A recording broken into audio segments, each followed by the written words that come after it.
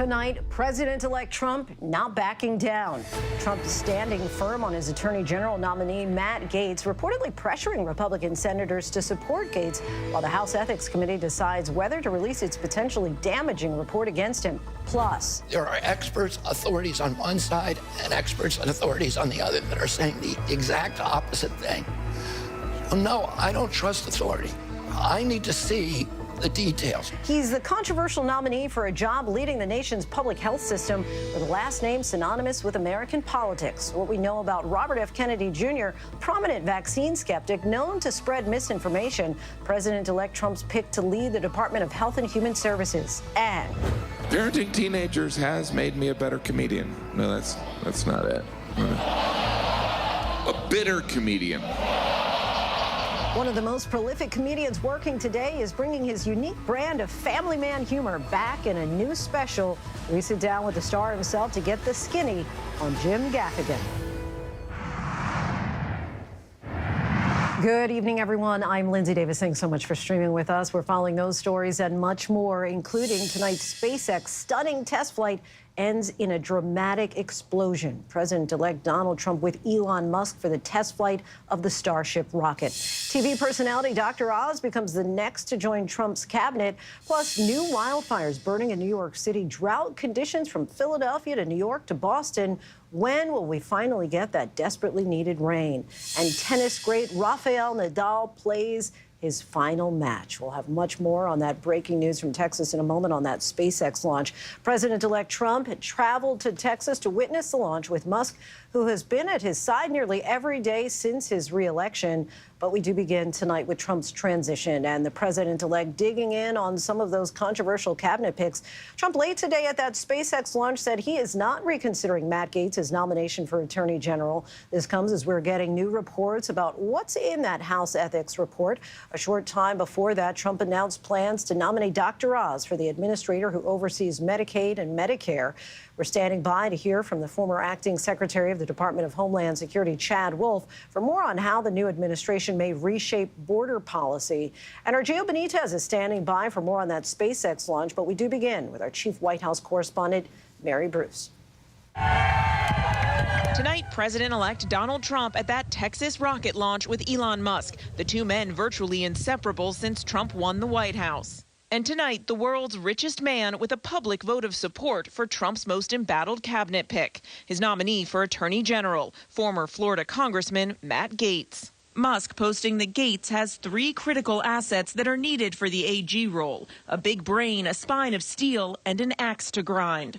Adding Gaetz will be our hammer of justice. But Gaetz faces a Senate confirmation first, and tonight a growing number of Republican senators are demanding the release of the report from the House Ethics Committee, which investigated Gaetz over allegations of sexual misconduct and illicit drug use. I think that if they want a speedy consideration of this nomination, we've got to have as much transparency as we can have. The committee spoke with two women who say Gaetz paid them for sex, one of them testifying she saw the congressman having sex with a 17-year-old girl. Her lawyer talking to ABC's Juju Chang. At this particular event, what did your client witness? So she testified in July of 2017 at this house party. She was walking out to the pool area and she looked to her right and she saw Representative Gaetz having sex with her friend who was 17. Sources tell ABC the committee also heard from that 17-year-old girl, now in her 20s. Tonight, some senators say that whether or not the Ethics Committee releases its report, if there is damaging information about Gaetz, it will get out. It comes as we are learning a hacker has obtained documents from a civil case involving a friend of the former congressman, including a deposition from that 17-year-old girl, as well as from the other woman who says she saw the sexual encounter. Senators have hinted the women themselves could be called as witnesses in Gaetz' confirmation hearing. The reality is all that information is going to be on display at the hearing. Think Brett Kavanaugh. Gaetz has denied any wrongdoing. President-elect Trump has been personally calling Republican senators, urging them to get on board. But tonight, Alaska's Lisa Murkowski says she won't be a rubber stamp. I'm not interested in a process that would just say, well, because the president has named him and you have Republican chairs coming into the new Congress, that we just move people out. There needs to be legitimate vetting. This is our job. Tonight, Trump standing by Gaetz. Mr. President, are you reconsidering the nomination of Matt Gaetz? No. Gaetz just one of several controversial cabinet picks. Trump tapping noted vaccine skeptic Robert F. Kennedy Jr. as Secretary of Health and Human Services. And tonight, the president-elect announcing one of Kennedy's top deputies will be TV personality Dr. Mehmet Oz. Oz, who ran a failed Senate campaign in Pennsylvania, now picked to run the Centers for Medicare and Medicaid Services, working closely with Kennedy, though neither man has any government experience. The administration has said all along that loyalty is a priority, and Mary Bruce joins us now. Mary, when will we know if that Gaetz report will in fact be released? Well, tomorrow, the bipartisan House Ethics Committee will meet to decide whether to vote to release that report on Matt Gaetz. Democrats have said it should come out. The question is whether Republicans will agree. Meanwhile, tonight, Donald Trump continues to fill out his team, naming his transition co-chair Howard Lutnick to be Commerce Secretary. The billionaire investor had been running a not-so-subtle campaign to be Treasury Secretary. Sources, though, say that didn't sit well with Trump, who's now opting to put him in this position instead. Lindsay. Mary Bruce from West Palm Beach. Thanks so much, Mary. As we learn more about President Trump's plans for his second term and immigration policy in particular, we want to bring in Chad Wolf, the former acting secretary of the Department of Homeland Security and the executive director of America First Policy Institute. Secretary Wolf, we thank you so much for joining us tonight. What can you tell us about your conversations with the Trump transition team and your possible role in the incoming administration? Well, I'm certainly not going to get ahead of the president. Look, I think the transition team's taken a look at a variety of different things that the president has talked about over these last several months and how to get that border back under control, how to stop a dangerous policy of catch and release, how to stop the influx of individuals coming across that border illegally, and then, of course, how to remove individuals that don't have a legal right to be here in the United States. So I think they're probably taking a pretty comprehensive view of everything that needs to be done and starting to chart that out.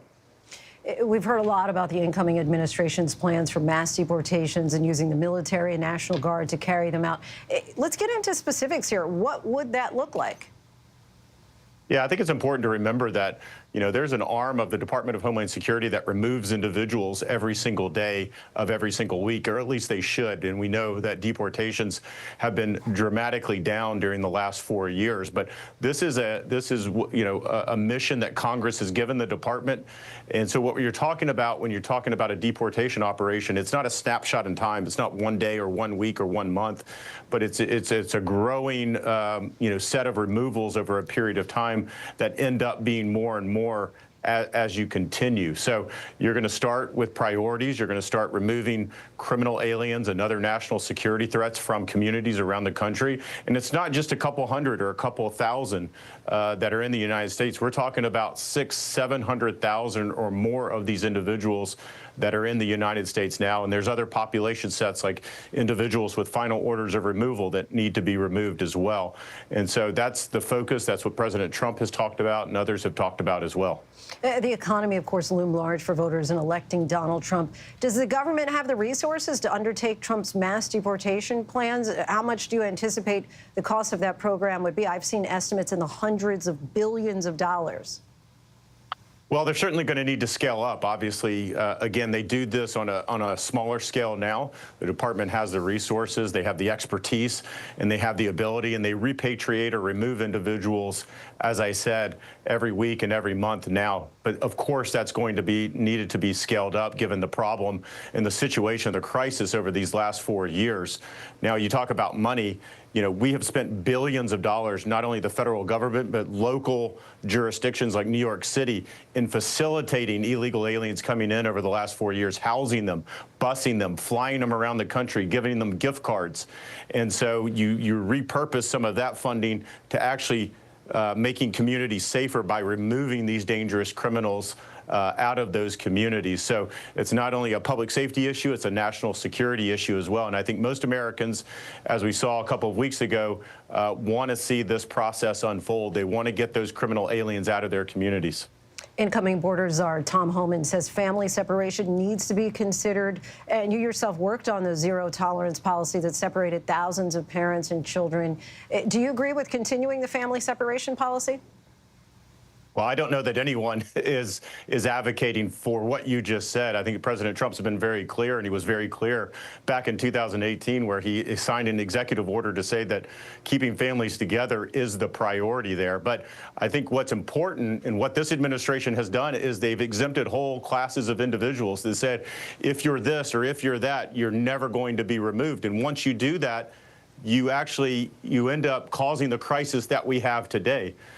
So you shouldn't exempt anyone from the law. We don't do that here domestically on U.S. law. You shouldn't do it. It's a bad precedent to set. But there certainly should be priorities. And again, as I indicated, you've seen President Trump, you've seen Tom Homan talk about prioritizing those removals, making sure you're going after the worst of the worst in American communities. And I think that's what they'll focus on. And you talked earlier about that the priority as far as deporting illegal immigrants would start with criminals. What would happen after that? Is this you're going door to door, knocking on doors and telling people they have to leave, or how would that look? No, again, that's just not how ICE operates. I think that there's a misconceived notion of somehow they go around knocking on doors and kicking in doors. That's not how the process works, right? They have targets, and they're usually criminal targets. Again, you're talking about removing upwards to 800,000 folks, and that's well above anything that any other administration has done. And that's before you get to other population sets. Again, 1.5 million orders of removal. These are folks that have gotten an order from a judge that says you don't have a legal right to be here in the United States, and they've chosen to stay here regardless. They are also candidates to be removed as well. And so, look, you're talking about well over 2 million folks there, maybe 2.5 million. Again, that's a good start, and I think they'll continue to do that. And you still got to continue to look at folks that are coming in across that border each and every day as well. Really appreciate your time, Secretary Wolf. Thank you so much. Thank you. Elon Musk's SpaceX launched its 6th test of the company's giant rocket Starship, designed to take humans to the moon and to Mars and to return the booster back to the launch site. President-elect Trump traveled to Texas to watch with Musk, who has been at his side nearly every day since his re-election. Starship lifted off on top of that massive booster, the biggest and most powerful the world has ever seen. But 4 minutes later, the booster diverted to the Gulf, splashing down in a giant ball of fire. ABC's Gio Benitez has more on the launch. Tonight, President-elect Trump with Elon Musk in Texas, there for the 6th test launch of the SpaceX Starship, meant to eventually take humans to the moon and Mars. The countdown. 3, 2, 1.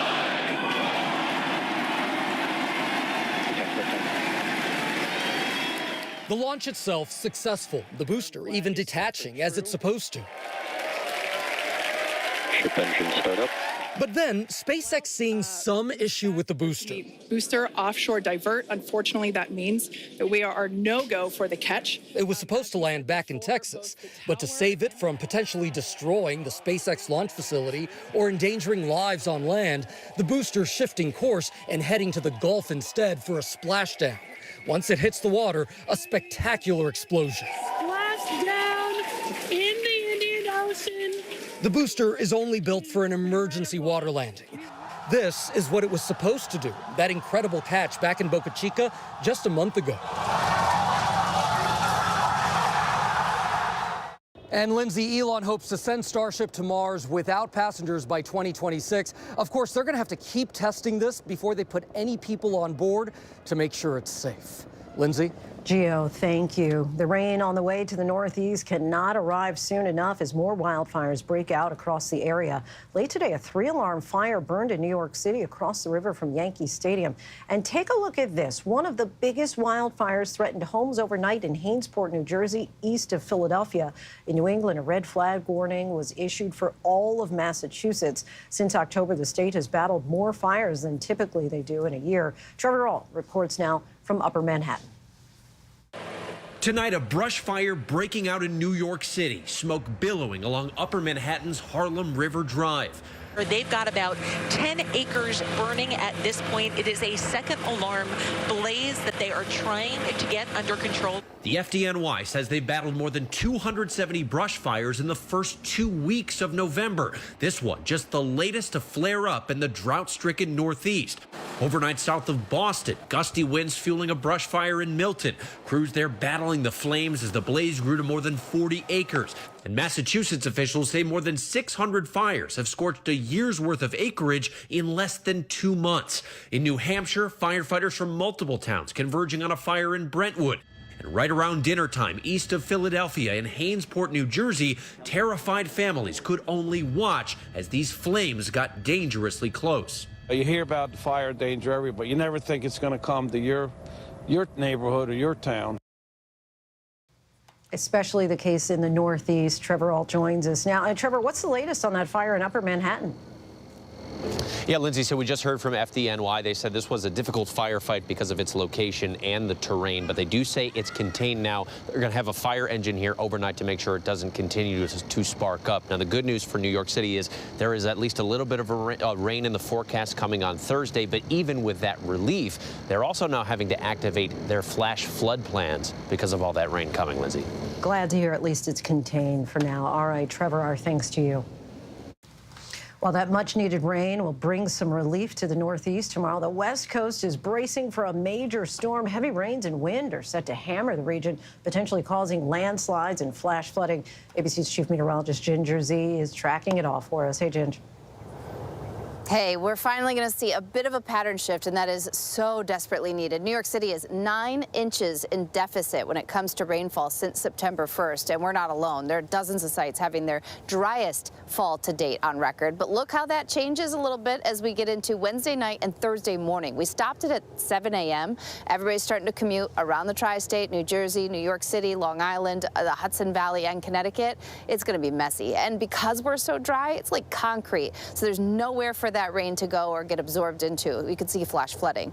Boston gets into some heavier rains in the afternoon and evening on Thursday, and then the wraparound. And notice there is snow there too, with Poconos and Catskills, and even northwestern New Jersey could see some flakes of snow as this turns around, even through Friday. So overall, great to get an inch or two, but hey, we would need almost 8 of those storms to make up our deficit.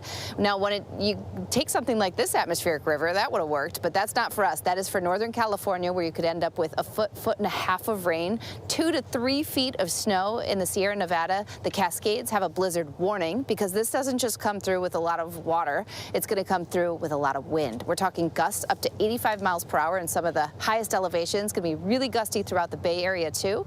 And then some of the waves, Lindsay, could be up to 34 feet. But I just want to really focus right there, Eureka, down to say Laytonville. That's where 12 to 18 inches of rain could fall fast. You could see those mudslides, especially in the burn scars. Extremes on both coasts. All right, Ginger Z for us. Thanks so much. You got it. Officials have confirmed that Ukraine has fired U.S.-made missiles into Russia for the first time in the war in Ukraine. Putin responded by lowering his country's threshold for using nuclear arms.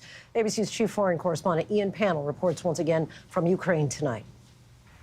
Tonight, Ukraine firing the first American-made long-range missiles into Russia, targeting an ammunition store in the Bryansk border region, seen in videos circulating online. A U.S. official telling ABC News 8 missiles known as ATACMS were fired and 2 intercepted. The Kremlin appearing to threaten possible use of nuclear weapons in response, but the Pentagon saying there are no signs it's preparing to do so. Russia already attacking Ukraine, though, day and night. We joined drone hunters trying to intercept attacks. Suddenly, an incoming drone. You can hear it in the sky. The team scours the skies and opens fire. These drone hunters are out every night across the and across the country as Russia sends more and more drones across the border into Ukrainian cities. The drone gets away as the team works through the night, defending family, country, and freedom. Our thanks to Ian Pannell. Delaware Representative-elect Sarah McBride is preparing to take the office as the first openly transgender person to be elected to Congress. She's already facing attacks on her gender identity. Representative Nancy Mace of South Carolina is introducing a measure to ban trans women from women's bathrooms on Capitol Hill, defending it as an attempt to protect women's rights. Here's what she had to say to our Jay O'Brien earlier today. I'm not going to allow biological men into women's private spaces. I will stand in the brink and stand in the way of anyone on the radical left who thinks that it's okay for a penis to be in a women's locker room or a bathroom or a changing room. Hell no. I am not going to stand for it. And the Speaker said it would be in the House rules package. If it's not, I'll be ready with a motion, a privileged motion to force a vote on this. This is not okay. I'm a survivor of rape. I'm a survivor of sexual abuse. And I'm not going to allow any man in any female private space. Sarah McBride posted yesterday on X, quote, "Everyday Americans go to work with people who have life journeys different than their own and engage with them respectfully. I hope members of Congress can muster that same kindness," end quote. Prosecutors with the Manhattan District Attorney's Office said that they will oppose President-elect Trump's attempt to dismiss his hush money conviction in New York, but suggested pausing the proceedings and sentencing until after he leaves the White House. This comes after Trump was convicted on 34 felony counts earlier this year. The DA's office faced a deadline today to propose the next steps in the case after the unprecedented circumstances following the election. Trump's sentencing in the criminal case is tentatively scheduled for November 26, but defense attorneys have asked the judge to dismiss the case ahead of Trump's impending inauguration, saying the future president is immune from prosecution. The judge will have the final say. Chilling new evidence presented today in the murder trial of nursing student Laken Riley. Prosecutors showed new security video they say shows the suspect in the hours before Riley was killed on a jogging trail. They also shared Riley's heartbreaking final text to her mother, sent just minutes before she was murdered. ABC's Faith Abube joins us now with that report. In a Georgia courtroom today, prosecutors showing this chilling security footage they say shows Jose Ibarra just hours before he allegedly killed nursing student Laken Riley on a nearby jogging trail. The hooded figure seen lurking around apartments at the University of Georgia, peering into windows and trying to open a door. What does he do right there at 754? He is ducking down. Prosecutors say Ibarra was hunting for women the morning Riley was last seen going out for a run, reading her final text to her mother. It says, "Good morning, about to go for a run, if you're free to go." But prosecutors say minutes later, when Riley's mother tried calling her back, it was too late. The 22-year-old trying to call 911. Hello, this is Clark County 911. Can anyone hear me? 17 minutes later, Riley was dead. Her mother still frantically texting, "You're making me nervous not answering. Are you okay?" The gruesome details about Riley's murder were too much for her loved ones to hear. Ibarra is an undocumented migrant from Venezuela. The case has become a flashpoint in the debate over immigration. He's pleaded not guilty. Late today, telling the judge he will not take the stand. Mr. Ibarra, do you want to testify? No, sir. Our thanks to Faith Abube. The suspect in a deadly stabbing spree here in New York City appeared in court today. 51-year-old Ramon Rivera was charged with 3 counts of first-degree murder, and police said he confessed to the killings during questioning. Officials said Rivera had been arrested at least 9 times in the past year, but was out pending trial. Our Stephanie Ramos has more.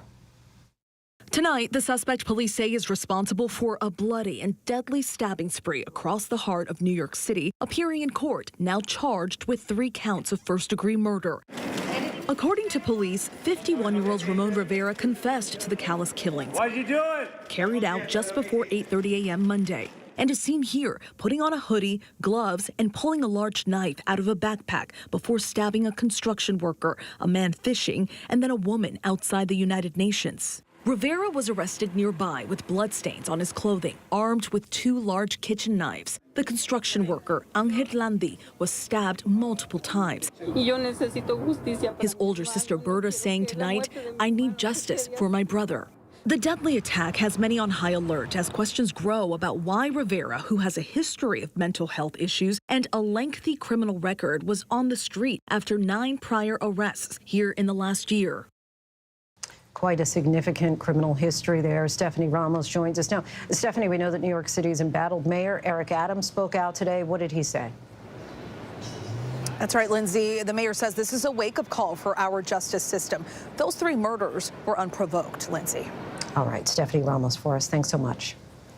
The deadly E. coli outbreak linked to organic carrots has been traced back to a California farm, which is now under investigation by public health officials. At least 39 people have been infected, and 1 person has died after contracting the bacteria. ABC's Melissa Adan has more from California.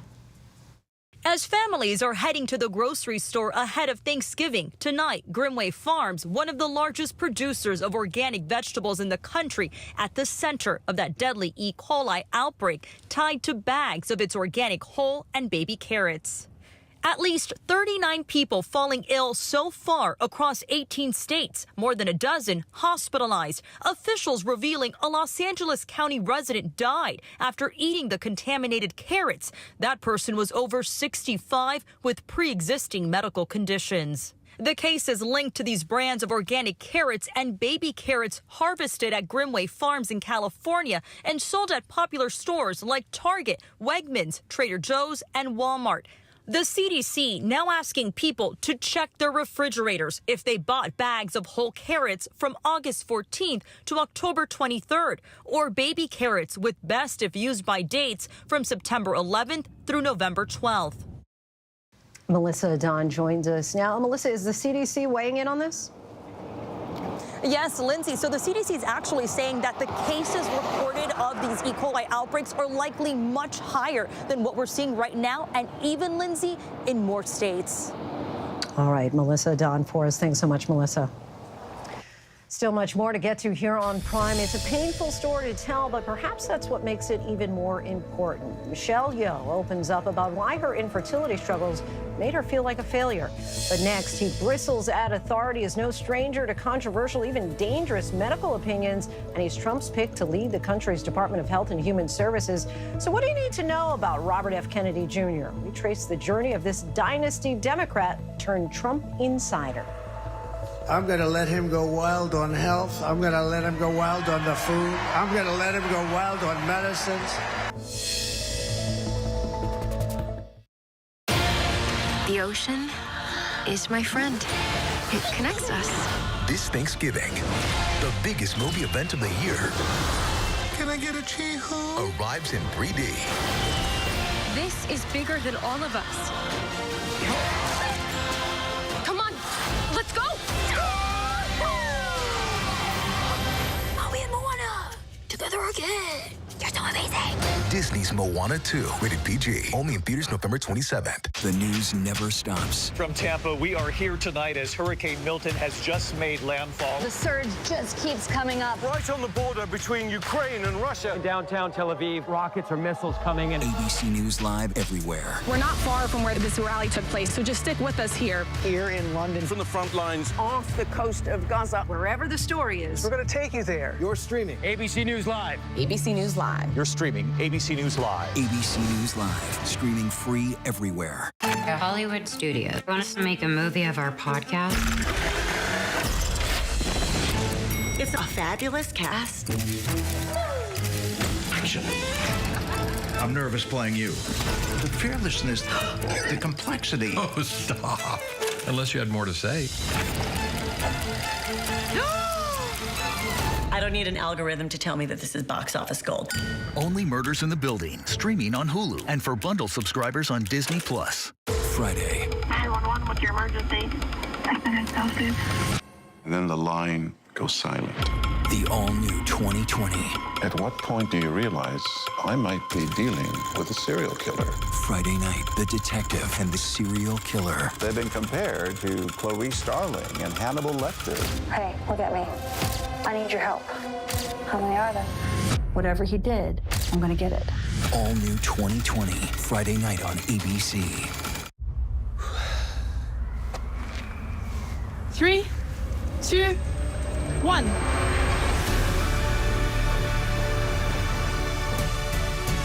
It's a 24/7 life together. It's not about the fear or the risk. It's about the love of flying. 3, 2, 1.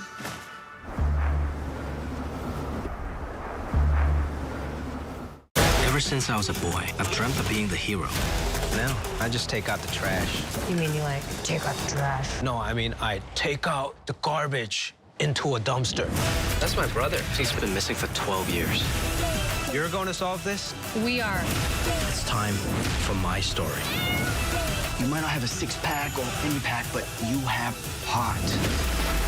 You'll get him next time.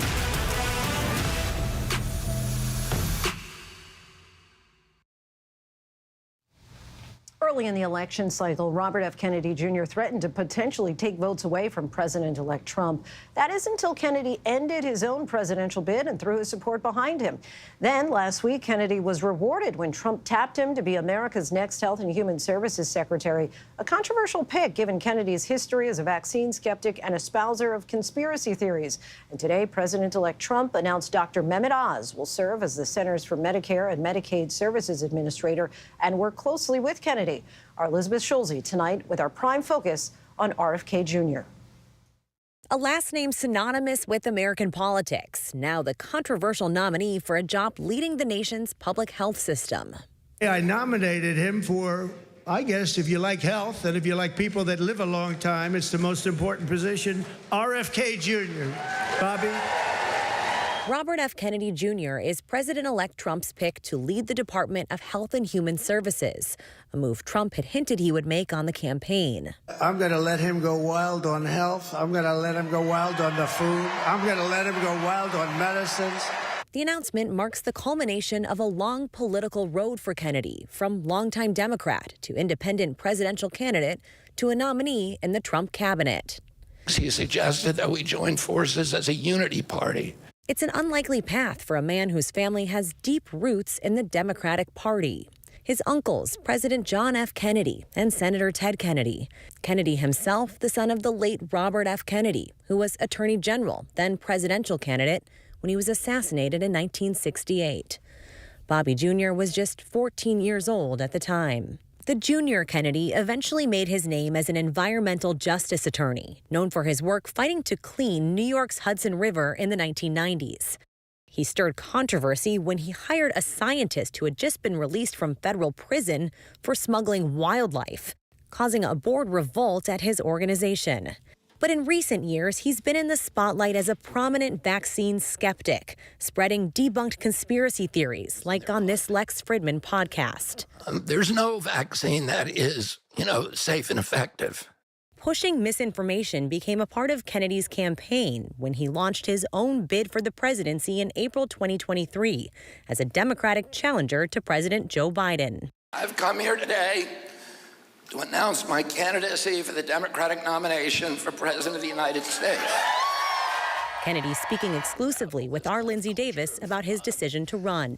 I felt like my country was being taken away from me. I felt like I wanted my children to grow up with the same pride in our country. His candidacy raised eyebrows this year when he said he had faced serious health issues, like a dead worm found in his brain. And it turned even more bizarre after Kennedy revealed he left a dead bear in Central Park in 2014, which he discussed in a video posted on his X account. I said, let's go put the bear in Central Park and we'll make it look like he got hit by a bike. This August, with Kennedy polling in the single digits, he suspended his run, throwing his support behind Trump. Don't you want a president that's going to make America healthy again? Now, Kennedy is in line to take charge of the country's main health agency. The Department of Health and Human Services oversees everything from drug approvals to food recalls to the response to pandemics. Kennedy would oversee agencies like CDC, FDA, and NIH and have direct impact on public health policy. That includes the nation's vaccination programs, drug approvals, research priorities. This is a $1.7 trillion budget that can have direct impact on the lives of Americans. Kennedy's nomination sparked immediate alarm in the medical field. Many concerned of how his unsubstantiated claims based on a mischaracterization of science could undermine the mission of agencies he would oversee as secretary. There's a lot of distress and apprehension about how this leadership can impact national health policies and overall public health confidence. Kennedy's views often fly in the face of the science-backed risk-reward calculation of the public health community. He's written books and spoken publicly as part of his anti-vaccine nonprofit Children's Health Defense, spreading misinformation that vaccines cause autism in children. The fraudulent study that sparked that idea decades ago was retracted, and multiple high-quality studies since have found no link between vaccines and autism. You've said in the past that there is a correlation between vaccines leading to autism. That's totally been debunked. Wait a minute, who debunked it? There are experts, authorities on one side, and experts and authorities on the other that are saying the exact opposite thing. So no, I don't trust authority. I need to see the details. Members of Kennedy's own family have distanced themselves from his views. I would say that our family is united in terms of our support for the public health sector and infrastructure, and has the greatest admiration for the medical profession in our country. And Bobby Kennedy has got a different set of views. He promotes drinking raw milk for its beneficial enzymes, but raw milk can lead to outbreaks of serious illnesses from microbes that are killed off in the pasteurization process. On COVID-19, he vouched for treatments like ivermectin and hydroxychloroquine, which showed early promise but were later found to be ineffective and even posed increased health risks.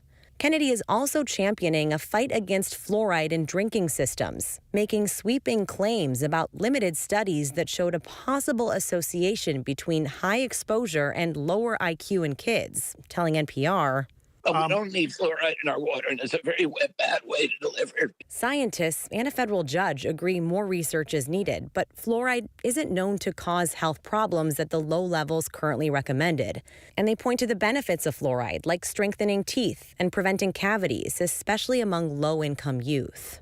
One of the dangerous things about RFK Jr. is that there are bits of things he says that are true, and they're mixed in. And it makes it really hard to sort out what things you should follow because they're based on fact and which things are not. Some of Kennedy's main priorities do have support, like the causes of rising rates of obesity and chronic health in the U.S., and an examination on chemicals used to grow and manufacture our food.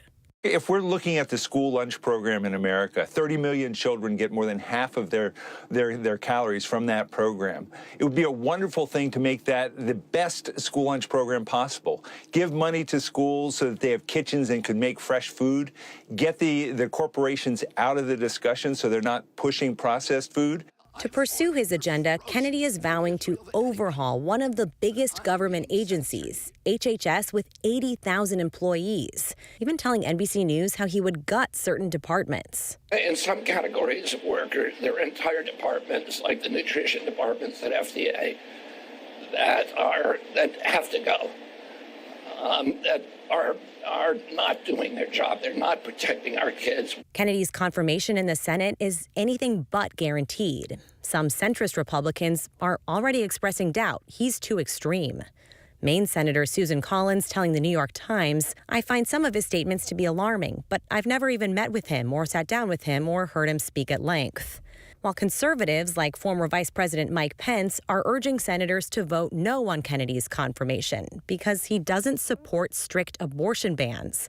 Pence saying in a statement RFK would be the most pro-abortion Republican-appointed Secretary of HHS in modern history.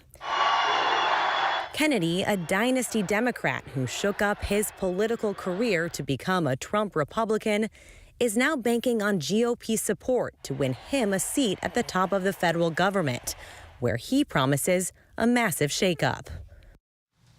Our thanks to Elizabeth Schulze for that. We reached out to Kennedy's team today to ask about concerns the medical community has regarding his nomination and about Kennedy's past claims regarding vaccines, raw milk, and potentially removing fluoride from drinking water. We have not yet heard back. Still much more to get to tonight. Dozens of people aboard a Coral Princess cruise have fallen ill. How to avoid the same fate as many are about to embark on holiday cruises of their own. But next, with his retirement imminent, tennis great Rafael Nadal may have just played his final match today. We'll dissect his storied career by the numbers.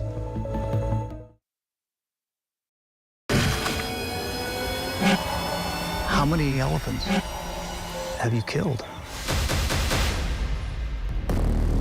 True natural beauty, one of the last of its kind. But this comes at a cost. 5 countries. 5 incredible real stories of adventure, danger, We have to go. and deceit.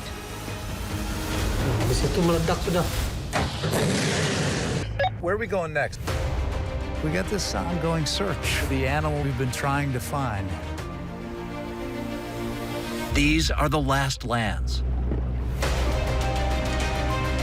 The national parks around the world that have to be saved.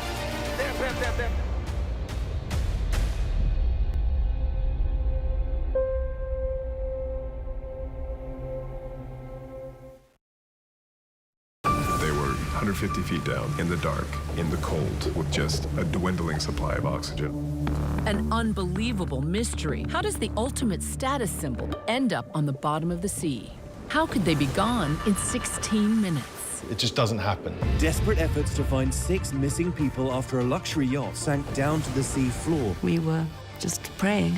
I think about the last few moments for them. It's terrifying. Sinking of the super yacht, now streaming on Hulu. Friday. 911, what's your emergency? I've been assaulted. And then the line goes silent. The all-new 2020. At what point do you realize I might be dealing with a serial killer? Friday night, the detective and the serial killer. They've been compared to Clarice Starling and Hannibal Lecter. Hey, look at me. I need your help. How many are there? Whatever he did, I'm gonna get it. All new 2020, Friday night on ABC. The news never stops. From Tampa, we are here tonight as Hurricane Milton has just made landfall. The surge just keeps coming up. Right on the border between Ukraine and Russia. In downtown Tel Aviv, rockets or missiles coming in. ABC News Live everywhere. We're not far from where this rally took place, so just stick with us here. Here in London. From the front lines. Off the coast of Gaza. Wherever the story is. We're going to take you there. You're streaming ABC News Live. ABC News Live. You're streaming ABC News Live. ABC News Live, streaming free everywhere. The ocean is my friend. It connects us. This Thanksgiving, the biggest movie event of the year Can I get a chee-hoo? arrives in 3D. This is bigger than all of us. Come on, let's go! Maui and Moana, together again. You're so amazing. Disney's Moana 2, rated PG, only in theaters November 27th. The news never stops. We are here in Israel, a nation at war. Hurricane Helene screaming across the state. And that's why ABC News Live never stops. Taking you to the center of the story. As news breaks live. ABC News Live is there for you all morning live. Right there. As events unfold across the day. Breaking down the day's top stories. ABC News Live Prime going there, wherever the story is. And ABC News Live lighting up the weekend. ABC News Live. Because the news never stops. Traveling with the president in Paris, I'm Mary Bruce. Wherever the story is, we'll take you there. You're streaming ABC News Live. Welcome back, everyone. Spanish tennis great Rafael Nadal announced last month that the ongoing Davis Cup tournament would mark his final professional matches, and today may have been his last. Nadal lost to his competitor from the Netherlands. His remarkable career is tonight's by the numbers. Nadal has won 22 Grand Slam singles titles. Among men, only Novak Djokovic has won more with 24. 14 of Nadal's Grand Slam titles were earned at the French Open, which is how he got his nickname as the King of Clay. His win-loss at Roland Garros, an incredible 112-4. And prior to today, he had lost just one other Davis Cup singles match, winning 30. For nearly 18 years, between 2005 and 2023, Nadal's singles ranking never fell below 10th. He was often number one. The 38-year-old began his professional career at 14 years old, which is how he's amassed 1,080 wins. Only 3 men in the Open era have ever won more. A few guys you may have heard of: Connors, Federer, and of course Djokovic. And we still have much more ahead here on Prime. He's one of the funniest people of our time. Jim Gaffigan is here talking about his new comedy special, soon to stream on Hulu, called The Skinny. And what happened to one New York City priest who allowed pop star Sabrina Carpenter to shake it inside a church? We're about to find out.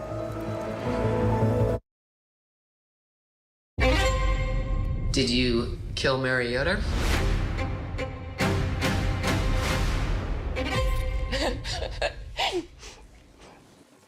Sorry. No, I did not kill Mary Yoder. So it was a normal day until Mary started getting sick. No one really knew what was happening. Her eyes just looked terrified. In less than 48 hours, my mom went from her healthy self to having died. This is a mystery. How did she die? They begin to do this autopsy. It's just screaming, toxin, toxin, toxin. Did somebody intentionally do this to her? When the tests came back, I thought, holy, Are you kidding me?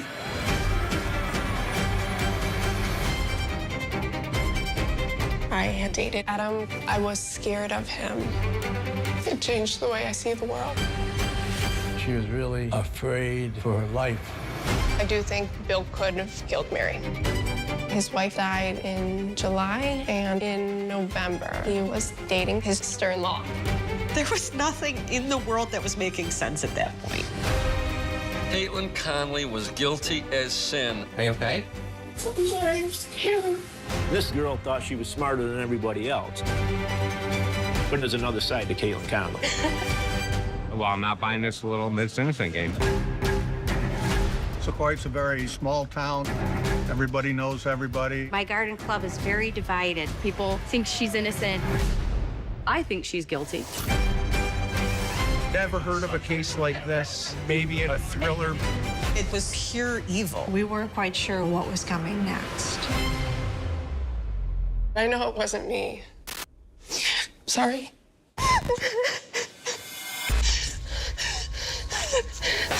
So, if it wasn't me, who was it? Little Miss Innocent.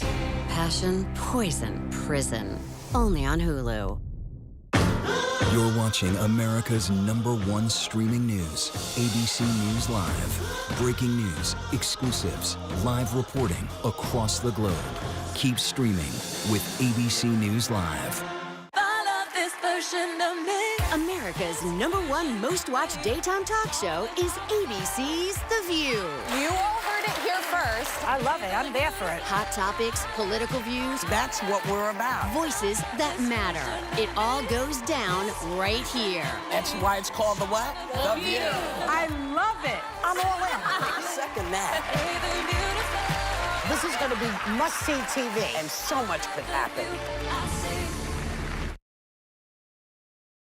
The California city voting today to become a sanctuary city for immigrants. Congress orders an inquiry into the escape of 43 primates from a lab and how a Sabrina Carpenter music video led to a priest's undoing. These stories and more in tonight's rundown.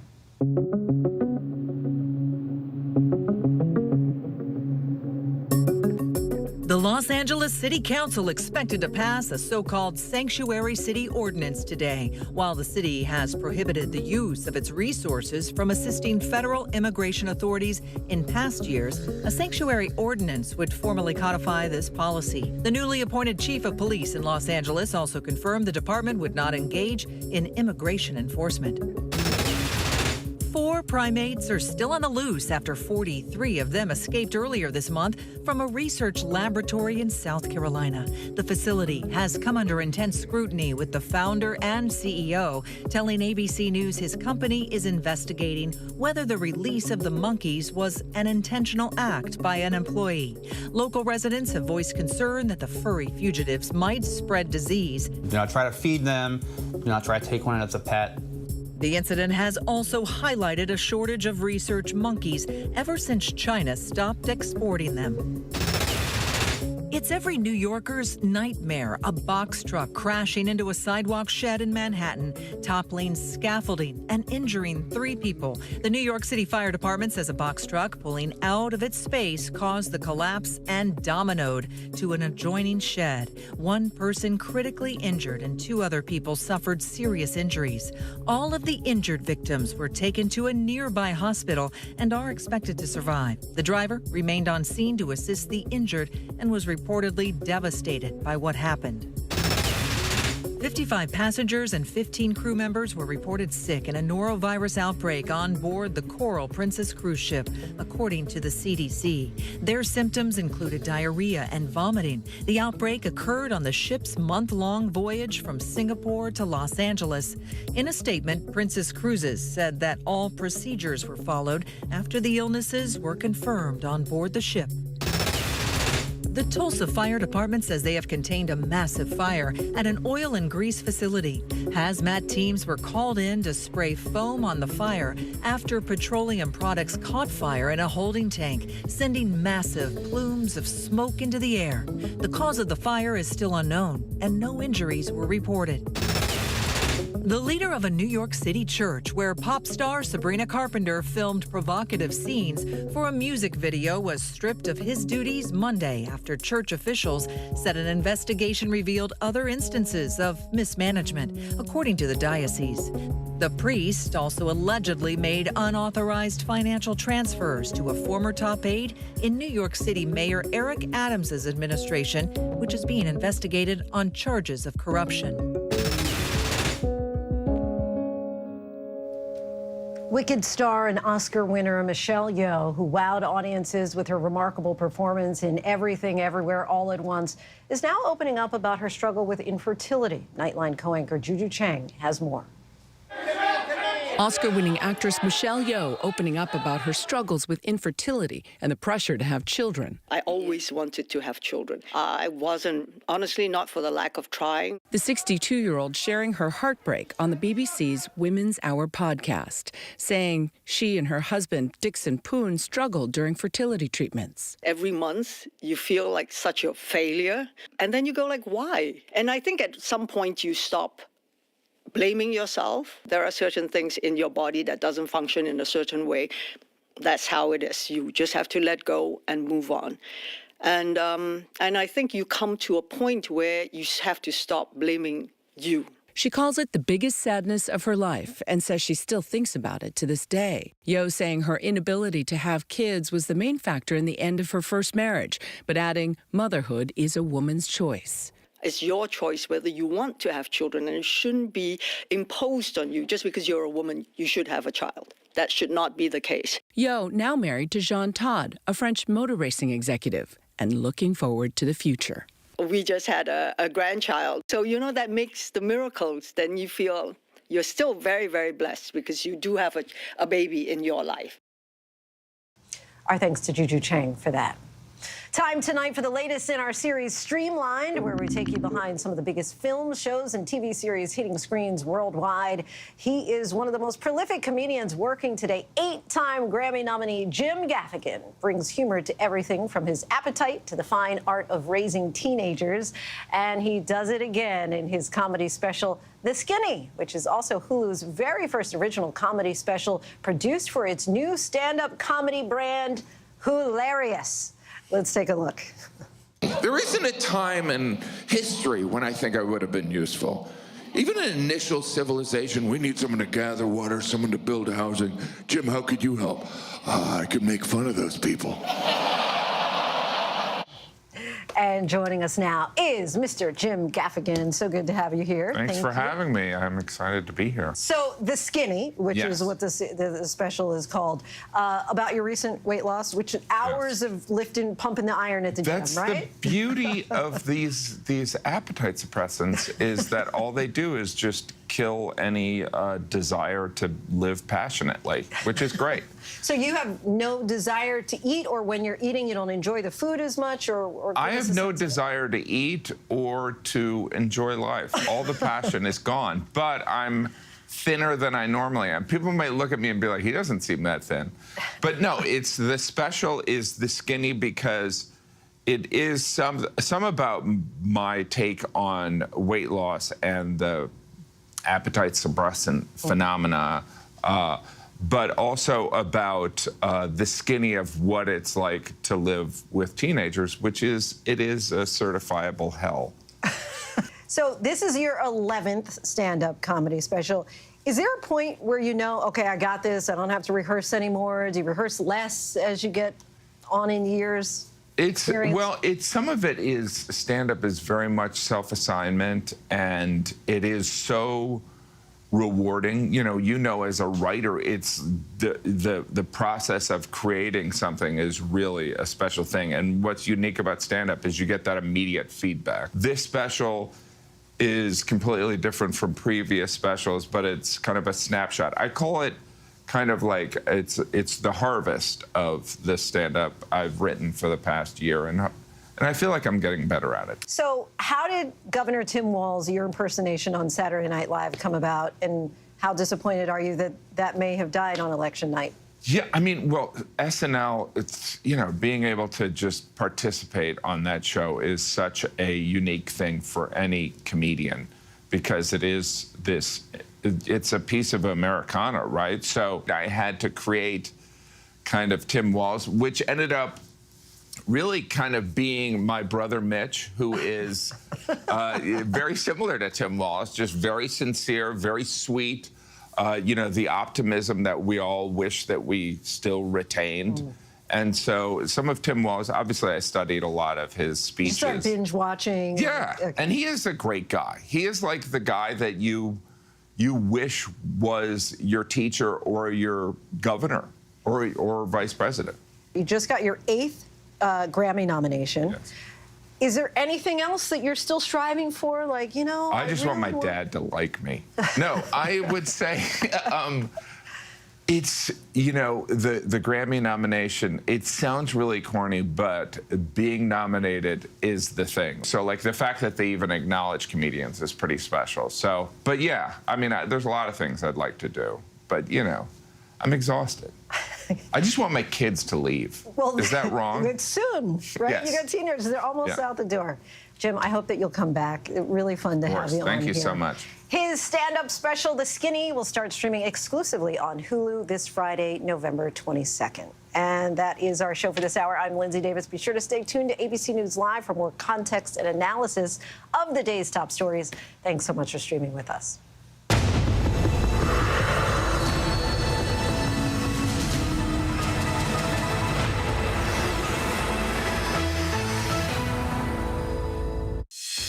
Coming up in the next hour, the heartbreaking final text message the 22-year-old nursing student Laken Riley sent her mother before she was killed on a jogging trail.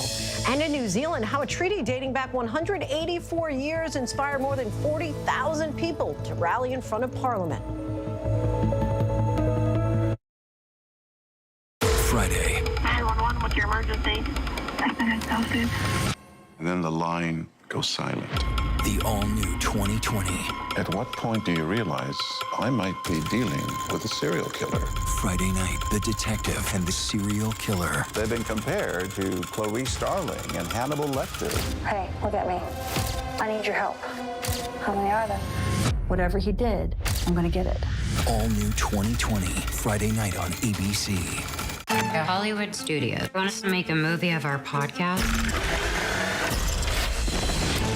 It's a fabulous cast.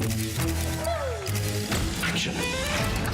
I'm nervous playing you. The fearlessness, the complexity. Oh, stop. Unless you had more to say. I don't need an algorithm to tell me that this is box office gold. Only Murders in the Building, streaming on Hulu and for bundle subscribers on Disney+. Hey, good morning, America. Good morning, America. Good morning, America. Are you ready? They are ready. Covering the biggest events in the country right now. There's a lot going on here this morning. You don't just see it, you feel it. I'm in. I'm in. I'm in too. I'll be here. I am here and so happy. I'm in. I'm in too. Michael, George, Clara, Ginger. The news never stops. We are here in Israel, a nation at war. Hurricane Helene screaming across the state. And that's why ABC News Live never stops. Taking you to the center of the story. As news breaks live. ABC News Live is there for you all morning live. Right there. As events unfold across the day. Breaking down the day's top stories. ABC News Live Prime going there, wherever the story is. And ABC News Live lighting up the weekend. ABC News Live. Because the news never stops. They were 150 feet down, in the dark, in the cold, with just a dwindling supply of oxygen. An unbelievable mystery. How does the ultimate status symbol end up on the bottom of the sea? How could they be gone in 16 minutes? It just doesn't happen. Desperate efforts to find 6 missing people after a luxury yacht sank 160 feet down to the sea floor. A search and rescue effort continues for passengers on board a 180-foot boat sinking during a severe storm off Sicily. We were just praying. It's given birth to countless conspiracy theories. There is a sort of Titanic quality about it. 7 people missing in the wreckage, 160 feet below the surface. I think about the last few moments for them on the ship all the time. It's haunting. It's terrifying. Gone in 16 minutes. Sinking of the super yacht. now streaming on Hulu. Reporting from Monterey Park, California, I'm Robin Roberts. Wherever the story is, we're going to take you there. You're streaming ABC News Live. Good evening, everyone. This is ABC News Live Prime. I'm Linsey Davis. Thank you so much for streaming with us. We have a lot of news to get to this evening, including tonight's SpaceX stunning test flight ends in a dramatic explosion. President-elect Donald Trump with Elon Musk for the test flight of the Starship rocket. Plus, TV personality Dr. Oz becomes the next to join Trump's cabinet. And new wildfires burn in New York City. Drought conditions from Philadelphia to New York to Boston. When will we finally get that desperately needed rain? But we do begin tonight with Trump's transition. The president-elect digging in on some of those controversial cabinet picks. Trump late today at that SpaceX launch said he is not reconsidering Matt Gaetz' nomination for Attorney General. This comes as we're getting new reporting about what's in that House ethics report. A short time before that, Trump announced plans to nominate Dr. Oz as the administrator who oversees Medicaid and Medicare. We begin with our chief White House correspondent, Mary Bruce. Tonight, President-elect Donald Trump at that Texas rocket launch with Elon Musk, the two men virtually inseparable since Trump won the White House. And tonight, the world's richest man with a public vote of support for Trump's most embattled cabinet pick, his nominee for Attorney General, former Florida Congressman Matt Gaetz. Musk posting that Gaetz has 3 critical assets that are needed for the AG role: a big brain, a spine of steel, and an axe to grind. Adding Gaetz will be our hammer of justice. But Gaetz faces a Senate confirmation first, and tonight a growing number of Republican senators are demanding the release of the report from the House Ethics Committee, which investigated Gaetz over allegations of sexual misconduct and illicit drug use. I think that if they want a speedy consideration of this nomination, we got to have as much transparency as we can have. The committee spoke with 2 women who say Gaetz paid them for sex. One of them testifying she saw the congressman having sex with a 17-year-old girl. Her lawyer talking to ABC's Juju Chang. At this particular event, what did your client witness? So she testified in July of 2017 at this house party. She was walking out to the pool area and she looked to her right and she saw Representative Gaetz having sex with her friend who was 17. Sources tell ABC the committee also heard from that 17-year-old girl, now in her 20s. Tonight, some senators say that whether or not the Ethics Committee releases its report, if there is damaging information about Gaetz, it will get out. It comes as we are learning a hacker has obtained documents from a civil case involving a friend of the former congressman, including a deposition from that 17-year-old girl, as well as from the other woman who says she saw the sexual encounter. Senators have hinted the women themselves could be called as witnesses in Gaetz' confirmation hearing. The reality is all that information is going to be on display at the hearing. Think Brett Kavanaugh. Gaetz has denied any wrongdoing. President-elect Trump has been personally calling Republican senators, urging them to get on board. But tonight, Alaska's Lisa Murkowski says she won't be a rubber stamp. I'm not interested in a process that would just say, well, because the president has named him and you have Republican chairs coming into the new Congress, that we just move people out. There needs to be legitimate vetting. This is our job. Tonight, Trump standing by Gaetz. Mr. President, are you reconsidering the nomination of Matt Gaetz? No. Gaetz just one of several controversial cabinet picks. Trump tapping noted vaccine skeptic Robert F. Kennedy Jr. as Secretary of Health and Human Services. And tonight, the president-elect announcing one of Kennedy's top deputies will be TV personality Dr. Mehmet Oz. Oz, who ran a failed Senate campaign in Pennsylvania, now picked to run the Centers for Medicare and Medicaid Services, working closely with Kennedy, though neither man has any government experience. Our thanks to Mary Bruce. Elon Musk's SpaceX launched its 6th test of the company's giant rocket Starship, designed to take humans to the moon and to Mars and to return the booster back to the launch site. President-elect Trump traveled to Texas to watch with Musk, who has been at his side nearly every day since his re-election. Starship lifted off on top of that massive booster, the biggest and the most powerful the world has ever seen. But 4 minutes later, the booster diverted to the Gulf, splashing down in a giant ball of fire. ABC's Gio Benitez has more on the launch. Tonight, President-elect Trump with Elon Musk in Texas, there for the 6th test launch of the SpaceX Starship, meant to eventually take humans to the moon and Mars. The countdown. 3, 2, 1.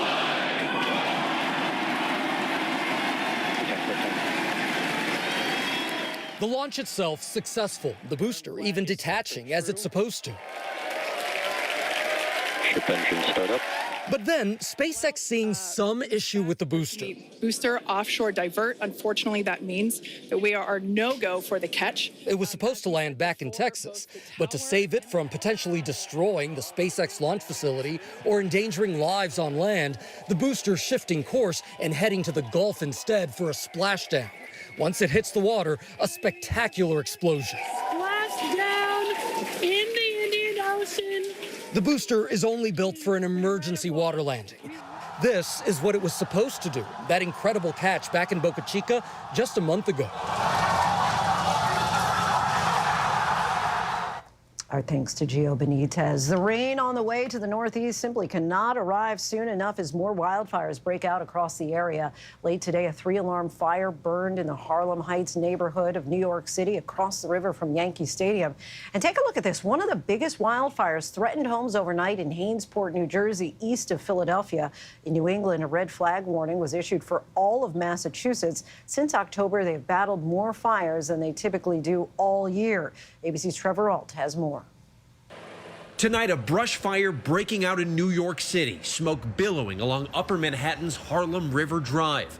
They've got about 10 acres burning at this point. It is a second alarm blaze that they are trying to get under control. The FDNY says they battled more than 270 brush fires in the first 2 weeks of November. This one just the latest to flare up in the drought-stricken Northeast.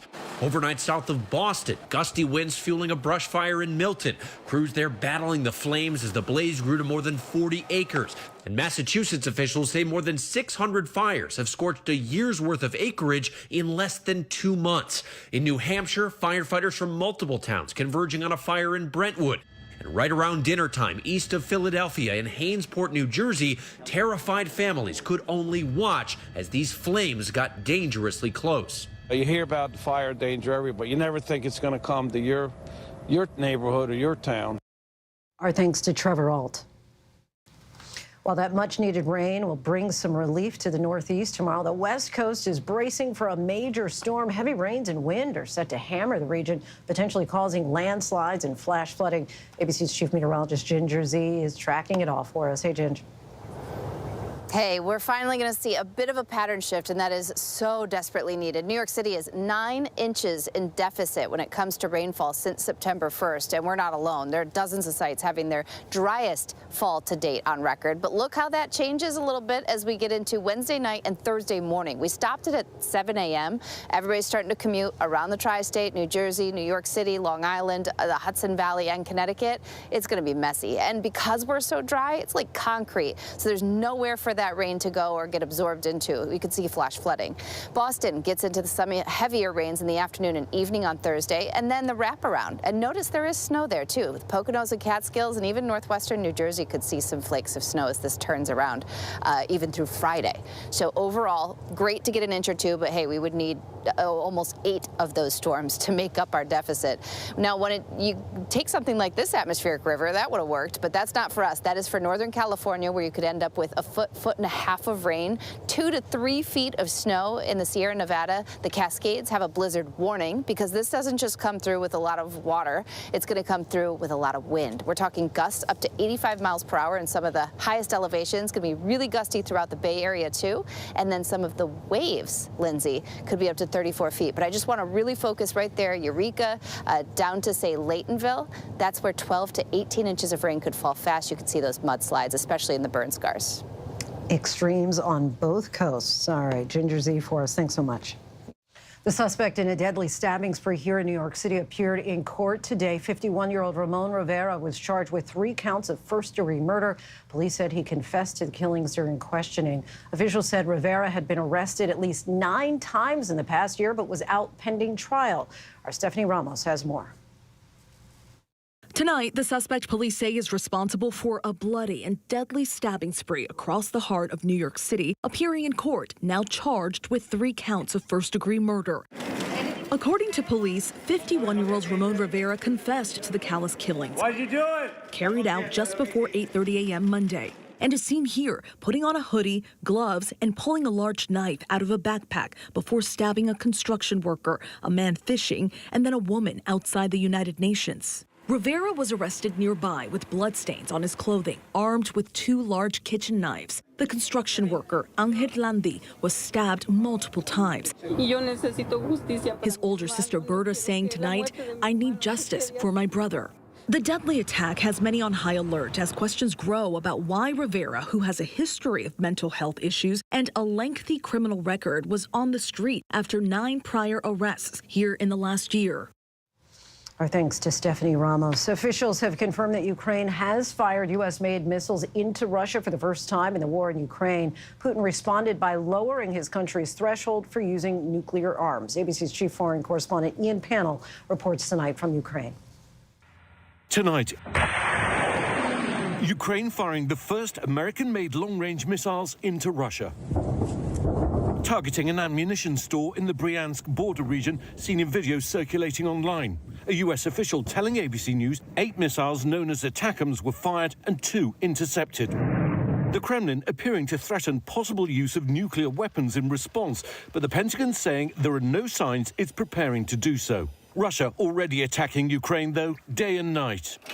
We joined drone hunters trying to intercept attacks. Suddenly, an incoming drone. You can hear it in the sky. The team scours the skies and opens fire. These drone hunters are out every night across the region and across the country as Russia sends more and more drones across the border into Ukrainian cities. The drone gets away as the team works through the night, defending family, country and freedom.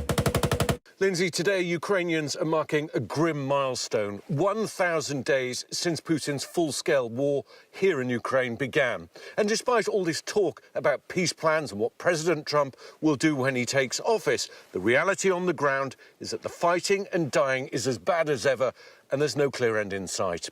Linsey? Ian Pannell for us on the ground in Ukraine. Earlier this month, Governor Newsom of California hinted that he would review the Menendez brothers' petition for clemency, but today he backtracked, raising questions about what's next on the brothers' quest for freedom. ABC's Matt Gutman has more. That setback for Eric and Lyle Menendez. The Menendez file, which is now a little thicker because we did deeper research in the last 10 days, that's all on my desk. I think it's the right thing to do to hear from the new DA before I make any decisions. California's governor, who the brothers recently petitioned for clemency, revealing on his podcast that he'll leave it to LA's incoming DA, Nathan Hochman, to decide the brothers' fate. I think is important under the circumstance, out of respect, not just to him, the new incoming DA, but those that elected him rather overwhelmingly in Los Angeles. Eric and Lyle have been behind bars for 34 years for the murders of their parents, Jose and Kitty Menendez, at their Beverly Hills mansion. The governor is waiting until the new DA has a chance to review it. This may allow for another way of release for the Menendez brother without the governor having to step into the legal system, and he may actually prefer that route. Hochman spoke with Arcana Whitworth, saying he's concerned about how social media could shape perception. If you decide this case based on just reviewing a Netflix documentary, you're doing a disservice to the Menendez brothers, to the victim family members, to the public. Our thanks to our thanks to Matt Gutman. Education officials in Texas made the controversial decision today to allow their kindergarten through 5th grade curriculum to draw from Bible teachings. The curriculum would include biblical passages in reading and language arts lessons, testing the limits of teaching religion in public schools. It will be optional and only for districts with more than 2 million elementary school students, but adopting it would provide a financial incentive. The vote was preliminary, and the final vote is expected later this week. Delta Airlines is making an upgrade to its in-flight dining options. The airline announced a first-of-its-kind partnership with Shake Shack to serve the fast food chain's cheeseburgers on long-distance flights starting December 1st. The burgers will only be available for first-class passengers out of Delta's Boston hub, though they plan to expand to more cities next year. The burgers will be cooked on the ground following Shake Shack's specifications and then reheated on board the plane. And yes, they'll be served with lettuce, pickles, and the famous Shake Shack sauce on the side. Still much more to get to. The terrifying moments for a farmer caught on camera in China. And it is that time of year already. We're joined by Ruben Studdard here in the studio, who has all the details on his holiday EP.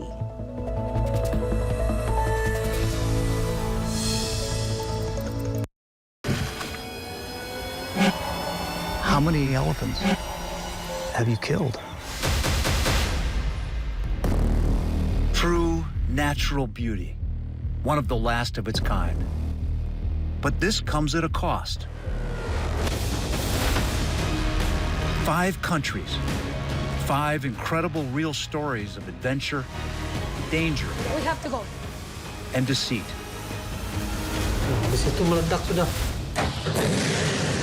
Where are we going next? We got this ongoing search for the animal we've been trying to find. These are the last lands. The national parks around the world that have to be saved.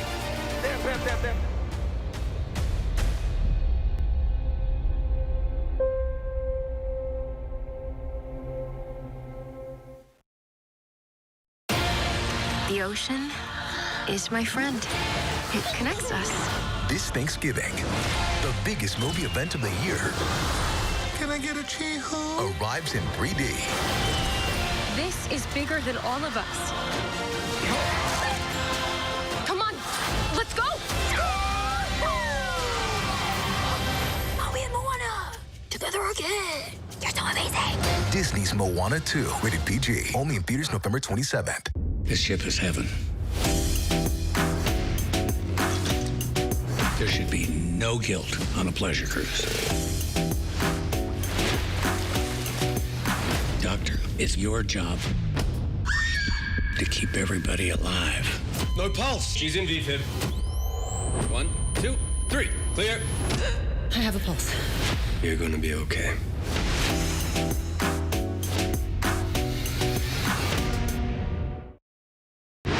From the 2024 campaign trail in Erie, Pennsylvania, I'm Rachel Scott. Wherever the story is, we'll take you there. You're streaming ABC News Live.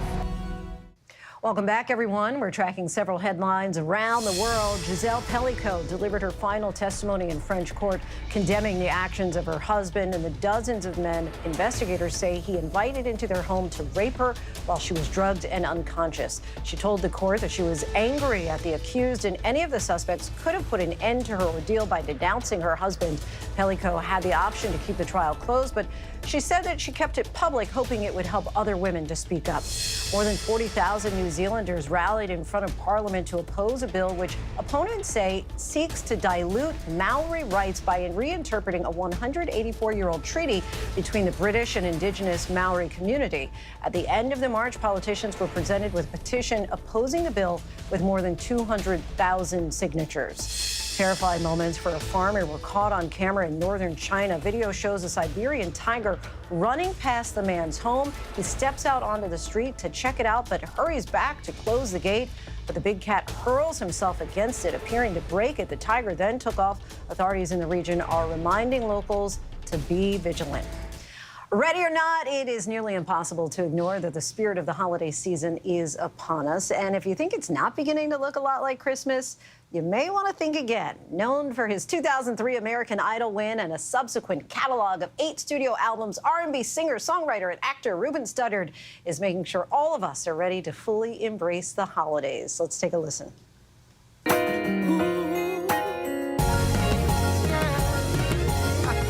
is the season I've been waiting for all year. My friends and family are all gonna be here. I finally get to take a break from my career. You know how we do it. That is from his single, which makes up part of his latest EP titled My Favorite Holiday. Mr. Ruben Studdard, thank you so much for joining us. Thank you for having me. It's good to be here. I feel like I'm now all of a sudden in the Christmas spirit. This is your favorite holiday. Yes. Tell us why, and why we had to wait so long for a Christmas album from you. I think it's everybody's favorite holiday. I mean, aside from Thanksgiving, Christmas is the time where most families always join together. Everybody's giving presents. People have amazing music tied to the holiday, so it's everybody's favorite holiday. I have no idea why it's taken me so long to have a Christmas album. We had 2 Christmas albums while I was on American Idol, and I never just had the opportunity to do my own. So now I'm out with my favorite holidays, and I'm so glad to be here sharing the music with you guys. What inspired the songs? Anything from your personal family traditions? Absolutely. I talk about my mom and her love for Luther Vandross music. So one of the songs on you sound very similar, right? The Velvet Teddy Bear. People often compare me to Luther, and I've since done a Ruben Sings Luther tour and all the things. But my mom, she loved his music, and I recorded his version of Every Year at Christmas time. The 2 traditional songs on there, Silent Night and Away in a Manger, are 2 songs that I think everybody can, agree are 2 Christmas classics. There are things that we sing at church and at home. So those were 2 that I wanted to add on the project. And also the new material. I'm a huge fan of Donny Hathaway, so I wanted to have a song that would kind of mimic what he was doing with this Christmas. So you have my favorite holiday coming out of that. And so I'm really glad that I get the opportunity to share this music with everybody and just share the holiday season. We are looking forward to listening to that. And of course, it was almost more than 2 decades ago at this point that your career first took off during American Idol. 21 years. How has that really kind of shaped your career and changed your trajectory? It's been an absolute blessing. Like, I've always, from as early as I can remember, wanted to do the job that I'm doing now. And American Idol, was the thing that gave me the opportunity to do that. Like, I've, sent demos and did all the things that people are supposed to do when they're trying to be a professional musician, and none of that worked. And American Idol was the thing that gave me the opportunity to live my dream. So I'm forever grateful for those guys for giving me that shot. It's not always easy, but they give you opportunity to be in the room and do a job that that you're good at. So I'm super thankful for that. And now you are about to embark on your Christmas tour. Yes. Tell us what you're most looking forward to that and what it entails. I'm actually doing 2 Christmas tours. I'm doing one tour with my friend and pianist, Mr. Jim Brickman, and I'm doing another tour with a cast of other singers and songwriters. And I'm just looking forward to getting the opportunity to go to different cities and fill those theaters with the holiday spirit. Like, Christmas is fun. Like, Christmas is, it's always a jolly time of the year. And so I know that when we get on that stage, people are going to be filled with the holiday spirit and want to go out and share that spirit with other people. And you mentioned Jim Brickman, renowned pianist. Absolutely. What was that collaboration like?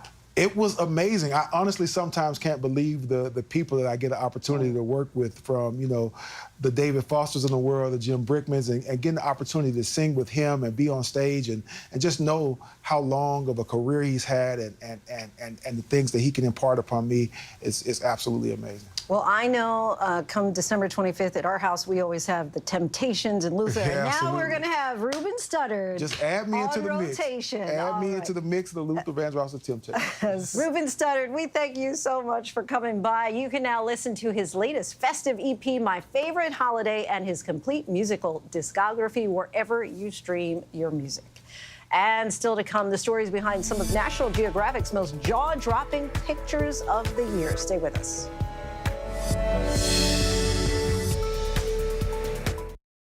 The news never stops. From Tampa, we are here tonight as Hurricane Milton has just made landfall. The surge just keeps coming up. Right on the border between Ukraine and Russia. In downtown Tel Aviv, rockets or missiles coming in. ABC News Live everywhere. We're not far from where this rally took place, so just stick with us here. Here in London. From the front lines. Off the coast of Gaza. Wherever the story is. We're going to take you there. You're streaming ABC News Live. ABC News Live. You're streaming ABC News Live. ABC News Live. Streaming free everywhere.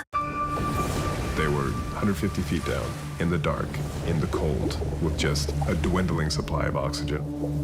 An unbelievable mystery. How does the ultimate status symbol end up on the bottom of the sea? How could they be gone in 16 minutes? It just doesn't happen. Desperate efforts to find 6 missing people after a luxury yacht sank 160 feet down to the sea floor. A search and rescue effort continues for passengers on board a 180-foot boat sinking during a severe storm off Sicily. We were just praying. It's given birth to countless conspiracy theories. There is a sort of Titanic quality about it. 7 people missing in the wreckage, 160 feet below the surface. I think about the last few moments for them on the ship all the time. It's haunting. It's terrifying. Gone in 16 minutes. Sinking of the super yacht. Now streaming on Hulu. Friday. 911, what's your emergency? I've been assaulted. And then the line goes silent. The all-new 2020. At what point do you realize I might be dealing with a serial killer? Friday night, the detective and the serial killer. They've been compared to Clarice Starling and Hannibal Lecter. Hey, look at me. I need your help. How many are there? Whatever he did, I'm gonna get it. All new 2020, Friday night on ABC. Now to the National Geographic's Pictures of the Year. Our Gio Benitez reveals some of the top picks and the often incredible stories behind them. A cloud of bats taking flight at dusk, a Pacific herring fertilization frenzy, and a young emperor penguin's leap of faith. They're all going to the ocean to make their first swim, and there is one penguin that takes that leap first. I love the emotion of that picture, the bravery of that little bird. Just some of the stunning images chosen as National Geographic's 2024 Pictures of the Year. We really want to capture the diversity of the world that our photographers are seeing.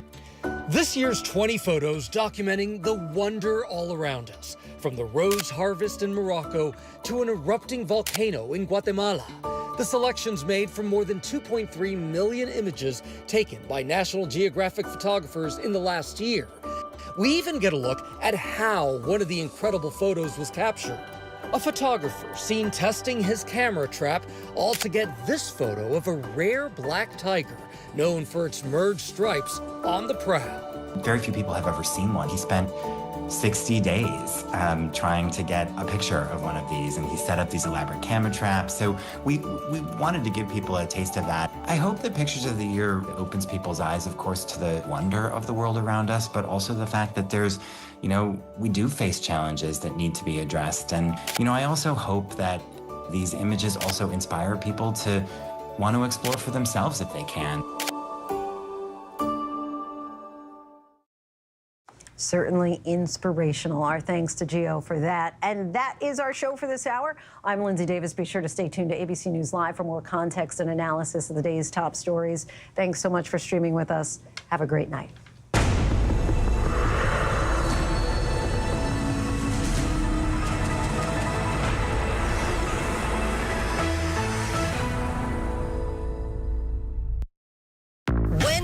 Wherever news breaks, it's so important to always remember that lives are changed. Here in London, in Buffalo, Uvalde, Texas, Edinburgh, Scotland. Reporting from Rolling Fork, Mississippi. Ukrainian refugees here in Warsaw. We're heading to a small community outside of Mexico City. Getting you behind the stories as they happen. ABC News Live Prime. We'll take you there. Stream ABC News Live weeknights wherever you stream your news. Only on ABC News Live. How many elephants have you killed? True natural beauty, one of the last of its kind. But this comes at a cost. 5 countries, 5 incredible real stories of adventure, danger, We have to go. and deceit.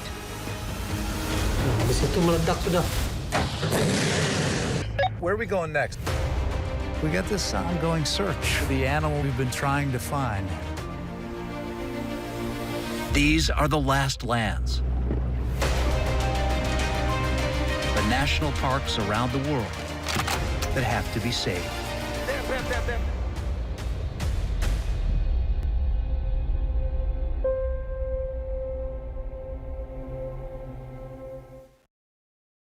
The news never stops. We are here in Israel, a nation at war. Hurricane Helene screaming across the state, and that's why ABC News Live never stops. Taking you to the center of the story. As news breaks live. ABC News Live is there for you all morning live. Right there. As events unfold across the day, breaking down the day's top stories. ABC News Live Prime going there, wherever the story is. And ABC News Live lighting up the weekend. ABC News Live. Because the news never stops. They were 150 feet down, in the dark, in the cold, with just a dwindling supply of oxygen. An unbelievable mystery. How does the ultimate status symbol end up on the bottom of the sea? How could they be gone in 16 minutes? It just doesn't happen. Desperate efforts to find 6 missing people after a luxury yacht sank down to the sea floor. We were just praying. I think about the last few moments for them. It's terrifying.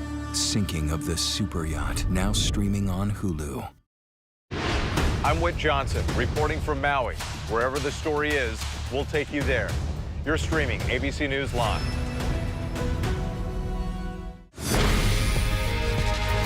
This is Nightline. After the shocking burglaries of Patrick Mahomes and Travis Kelce's homes, now another professional athlete burglarized while he was playing the game. Their schedules are going to be published when they're going to play a game, so it makes it easy when to go to the house. These high-profile folks are really ripe targets. Masked thieves in the dead of night reportedly breaking into NBA star Bobby Portis's Wisconsin home, shown in this surveillance video from his home and posted on his X account. I had a home invasion, and they took most of my prized possessions. The break-in at Portis's house happening while he and the Milwaukee Bucks were on the court against the Cleveland Cavaliers. Bobby Portis is checked in. He gets a warm reception. I am now offering a $40K cash reward. You can stay anonymous and still receive the cash reward. And Portis isn't the only one. Back-to-back burglaries targeting the homes of 2 Kansas City Chiefs stars, Patrick Mahomes and Travis Kelce. On successive nights last month, police say burglars broke into the home of Chiefs quarterback Patrick Mahomes in Missouri and Travis Kelce's in Kansas, as the Kansas City Chiefs took the home field for Monday Night Football. Over the middle, wide open, Kelce again. The two seen at practice where Super Bowl champ Patrick Mahomes spoke out about the break-in. It's frustrating. It's disappointing. I can't get into too many of the details because the investigation is still ongoing. And last September, another NBA star reported a home robbery. It happened while Mike Conley of the Minnesota Timberwolves was away. I don't know the circumstances as to how burglars got into these houses, but it may be the alarm system either didn't activate, or the other possibility, of course, is the burglars had a way to disarm the system. This is going to be for all of the Super Bowl trophies. Mahomes described just what that expansive home meant to him in the Netflix documentary Quarterback. He built it from the ground up after signing a $450 million contract. I'm here to be in Kansas City for the long term, and so I'm excited that I can say I'm a part of Chiefs Kingdom forever now, and that house kind of embodies that. Hours after Mahomes was targeted, and with the Chiefs about to kick off, police say burglars stole $20,000 in cash from Travis Kelce's home and damaged the back door. Taylor Swift was at the game, and afterwards, she and Kelce reportedly did not return to his home. In Wisconsin, police in River Hills saying, "We are looking into all avenues, local and national, and are exploring what similarities there may be."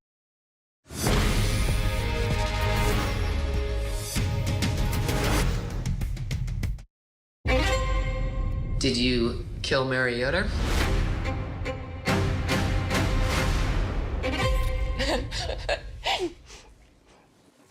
Sorry. No, I did not kill Mary Yoder. So it was a normal day until Mary started getting sick. No one really knew what was happening. Her eyes just looked terrified. In less than 48 hours, my mom went from her healthy self to having died. This is a mystery. How did she die? They begin to do this autopsy. It's just screaming, toxin, toxin, toxin. Did somebody intentionally do this to her? When the tests came back, I thought, yeah, holy, are you kidding me?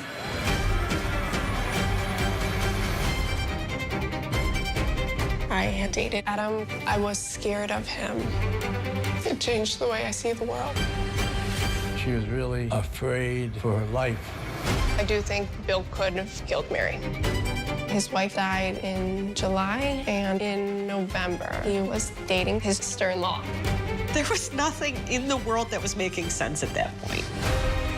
Caitlin Conley was guilty as sin. Are you okay? I'm sorry, I'm scared. This girl thought she was smarter than everybody else. But there's another side to Caitlin Conley. Well, I'm not buying this little Miss Innocent game. Sequoia's a very small town. Everybody knows everybody. My garden club is very divided. People think she's innocent. I think she's guilty. Never heard of a case like this. Maybe a thriller. It was pure evil. We weren't quite sure what was coming next. I know it wasn't me. Sorry.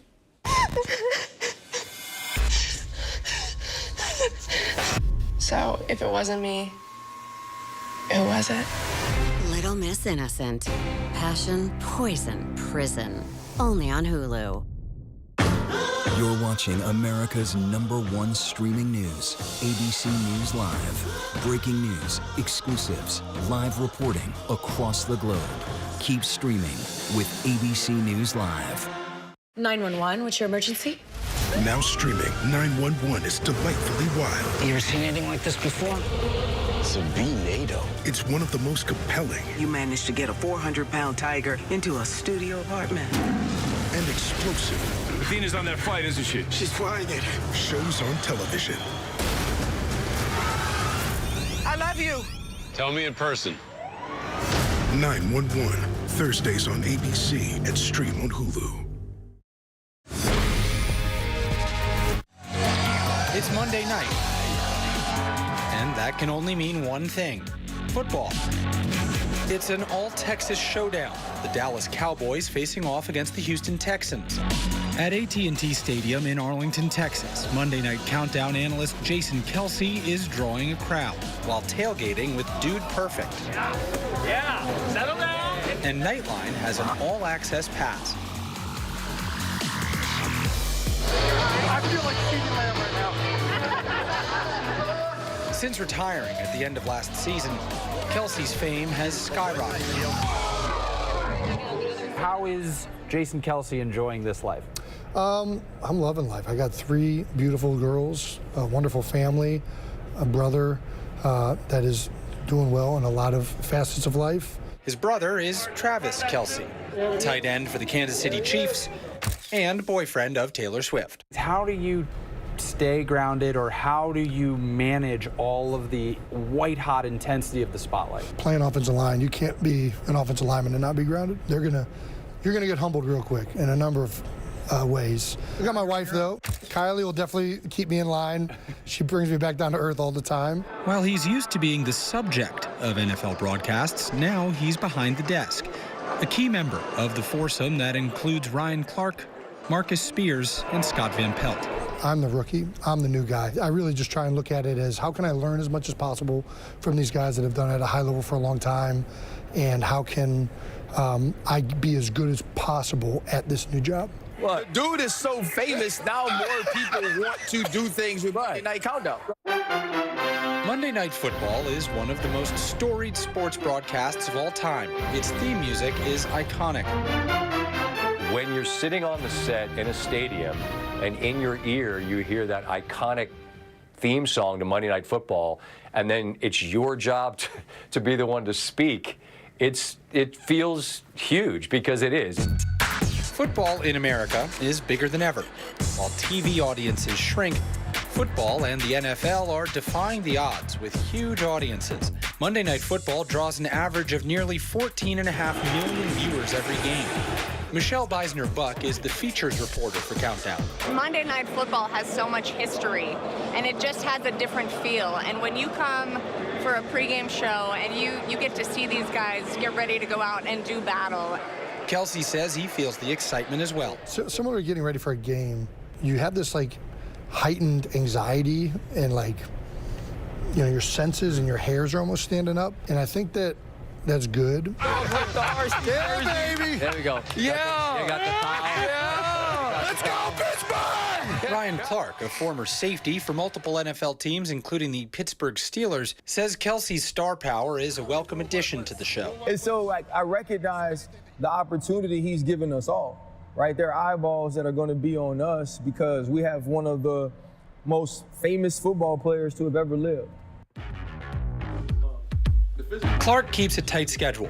Today, as on every Monday, His pregame ritual is a haircut. But in the end, man, like, it was just back to what the essence of this rivalry is. When you go into a stadium and you say, we are leaving this stadium with a statement made, that's the way you enter and the way you walk out. Listen, in the words of Denny Green, they are who we thought they were.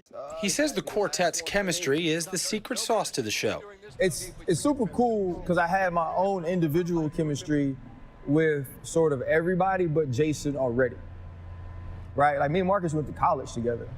You know, we grew up an hour apart from one another. Clark played college football with fellow Countdown analyst Marcus Spears at LSU. How would you describe your relationship as a group? The craziest lunch table in middle school and high school. Like, they hang out together. That's what people would say. But we all have a healthy respect for each other. Spears, known as Swagoo, played for the Cowboys for most of his NFL career. Now, you played for the Cowboys for nearly a decade. What's it like being here for Monday Night Football and NFL Live and everything? It's amazing, man. Full circle moment. This is the most well-known franchise in America outside the Yankees. And now coming back on this side, having that rapport, knowing a lot of the guys, being here, played the first game here. Yeah. It's a beautiful facility. What's up, brother? Can I get a ride to work? Absolutely, man. Spears now lives in Dallas with his wife and children, and it's just a short drive from his home to AT&T Stadium.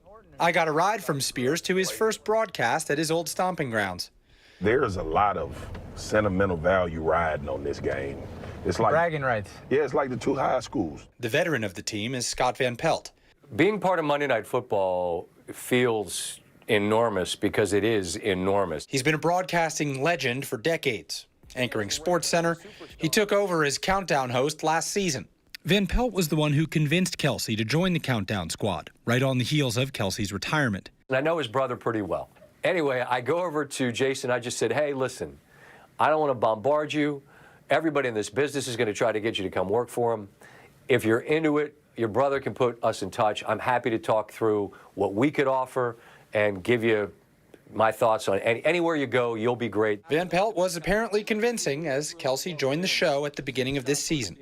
New to broadcasting, he forgot his suit on his very first day. Future gold jacket wearer. He got a podcast that apparently is doing fairly well. And all that said, Jason Kelsey is wearing a shirt he got at the mall because he left his travel bag in the truck. I just freaking walked out of the car and sure enough, left it right there in the back seat. He's exactly the guy you think he is, which is a great thing to be able to report. He's a good dude, good husband, good father, great football player, great teammate. Kelsey's everyman persona has made him wildly popular. He hosts a hit podcast, New Heights, along with his brother. Welcome back to New Heights, ladies and gentlemen. Obviously, Taylor and Travis's relationship took the podcast to another level. She found the perfect part of the show for me to come in. You guys killed it. Kelsey also collaborating with Fleetwood Mac legend Stevie Nicks for his annual charity Christmas album, posting a duet of Maybe This Christmas on Instagram. Maybe this Christmas.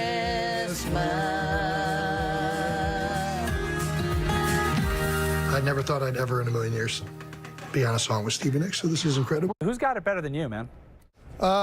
Travis. That's a fair answer. That's a fair answer.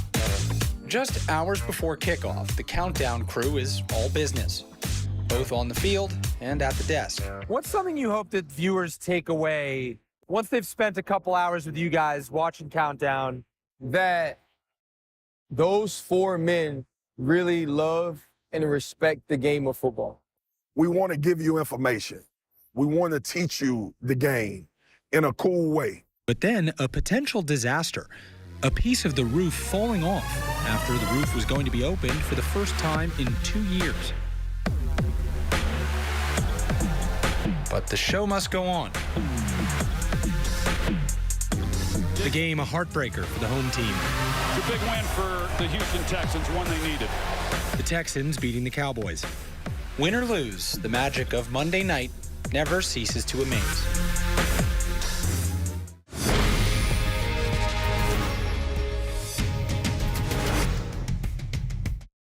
The news never stops. From Tampa, we are here tonight as Hurricane Milton has just made landfall. The surge just keeps coming up. Right on the border between Ukraine and Russia. In downtown Tel Aviv, rockets or missiles coming in. ABC News Live everywhere. We're not far from where this rally took place, so just stick with us here. Here in London. From the front lines. Off the coast of Gaza. Wherever the story is. We're going to take you there. You're streaming ABC News Live. ABC News Live. You're streaming ABC News Live. ABC News Live, streaming free everywhere. How many elephants have you killed? True natural beauty, one of the last of its kind. But this comes at a cost. 5 countries, 5 incredible real stories of adventure, danger, We have to go. and deceit.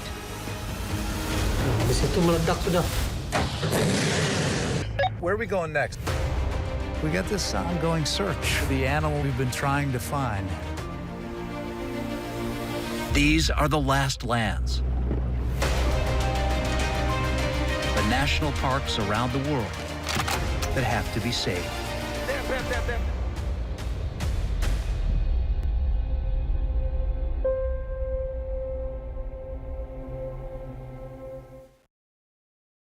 911, what's your emergency? Now streaming, 911 is delightfully wild. You ever seen anything like this before? It's a V-NATO. It's one of the most compelling You managed to get a 400-pound tiger into a studio apartment. and explosive Athena's on that flight, isn't she? She's flying it. Shows on television. I love you. Tell me in person. 911, Thursdays on ABC and stream on Hulu. Hollywood Studios want us to make a movie of our podcast. It's a fabulous cast. Action. I'm nervous playing you. The fearlessness, the complexity. Oh, stop. Unless you had more to say. I don't need an algorithm to tell me that this is box office gold. Only Murders in the Building, streaming on Hulu and for bundle subscribers on Disney+. Attention teachers, no child is to be sent to the principal's office today. Kids, if you want to do crime, now's the time. Happy first day in school. Yes. Weren't there like 4 more of these? Yeah, we were robbed. Hey, buy 3, get 1 free. I'ma call your mother on you. Bring the rest back here, boy.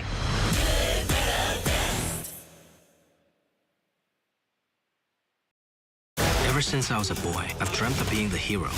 Now, I just take out the trash. You mean you like take out the trash? No, I mean, I take out the garbage into a dumpster. That's my brother. He's been missing for 12 years. You're going to solve this?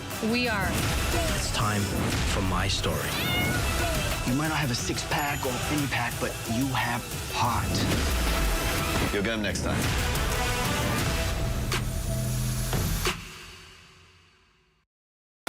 Friday night. 911, what is the address to your emergency? You can hear the sheer terror in her voice. Just got a taser. Oh, come on. And then the line goes silent. All new 2020 true crime. And I saw her hand. I knew she was in there. I would have gone through the wall to get to her. Oh my God, this is unreal. That desperate call for help from a woman being held captive. Police are now investigating whether they have a serial killer on their hands. I couldn't comprehend it. At what point do you realize I might be dealing with a serial killer? Friday night, for the first time, the detective and the unique bond she formed with a serial killer. So much so, they've been compared to Clarice Starling and Hannibal Lecter. Hey, look at me. I need your help. How many are there? Whatever he did, I'm gonna get it. Meet the other me. Sounds like something out of a movie. Absolutely. A horror movie. The all-new 2020 True Crime, Friday night at 9/8 Central on ABC. You're watching America's #1 streaming news. Live reporting, breaking new exclusives. Keep streaming with ABC News Live. Tomorrow, it's GMA at the CMAs. And Brett Young's bringing the heat here at GMA. Performing for you. Tomorrow on GMA. Sponsored by Boot Barn. They were 150 feet down, in the dark, in the cold, with just a dwindling supply of oxygen. An unbelievable mystery. How does the ultimate status symbol end up on the bottom of the sea? How could they be gone in 16 minutes? It just doesn't happen. Desperate efforts to find 6 missing people after a luxury yacht sank down to the sea floor. We were just praying. I think about the last few moments for them. It's terrifying. Sinking of the super yacht, now streaming on Hulu. Reporting from Santa Fe, New Mexico, I'm Linsey Davis. Wherever the story is, we'll take you there. You're streaming ABC News Live. You come to with me. Vegas is, oh my God.